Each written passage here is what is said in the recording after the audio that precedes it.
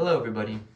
As we wrap up this online speech class, I wanted to share some thoughts on what I've learned about informative and persuasive speeches and how I've improved along the way. To be honest, I didn't come into this class with high expectations, but it turned out to be pretty interesting. At first, I just thought it was another online class that was just there to waste my time. First, let's talk about informative speeches. These are all about sharing knowledge and making sure your audience learns something new. At first, I thought this would be pretty simple and straightforward, just present some information and facts and just be done. But I quickly realized it's not just about dumping information onto somebody. It's about making it engaging and easy to understand. One thing I learned is that structure is key. Having a clear introduction, body, inclusion, and conclusion helps keep the audience on track. Visual aids can make the topic more interesting and easier to grasp. I also improved my ability to research and organize information in a way that flows logically. And let's be honest, if you can keep people awake and even get a laugh or two, then you're doing it right. Next up, persuasive speeches. These are all about convincing your audience to see things your way.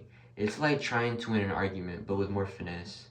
You need to appeal to their emotions, logic, and trust.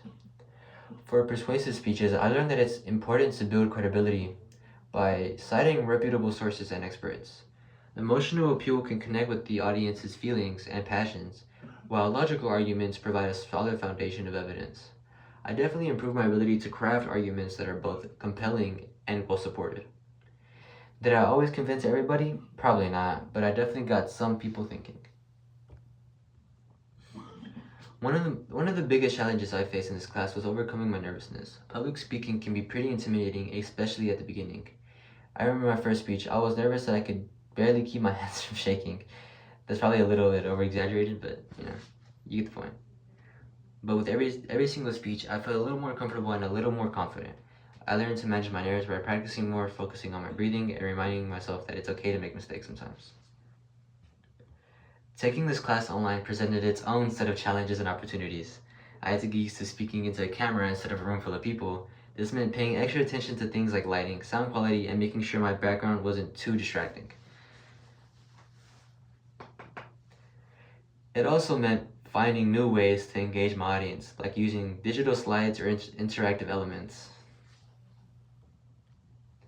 Without the usual in-person feedback, I had to rely a lot on self-assessment.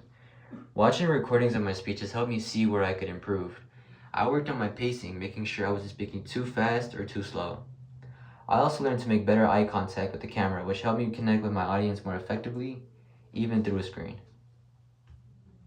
So what did I take away from this class? Well, aside from the fact that public speaking is still kind of nerve-wracking, I learned that connecting with your audience is crucial. Whether you're sharing information or trying to persuade someone, making it relatable and engaging is just half the battle. I also improved my confidence in speaking in front of others. At the beginning of this class, I was pretty nervous about getting up and talking, but with every speech, I felt a little more comfortable and a little more confident. I learned to manage my nerves and focus on delivering my message effectively. In the end, this speech class wasn't as bad as I thought it would be. I got to talk about topics I care about, learn some traits to keep people interested, and maybe even improve my public speaking skills a little bit. So, thank you. Bye.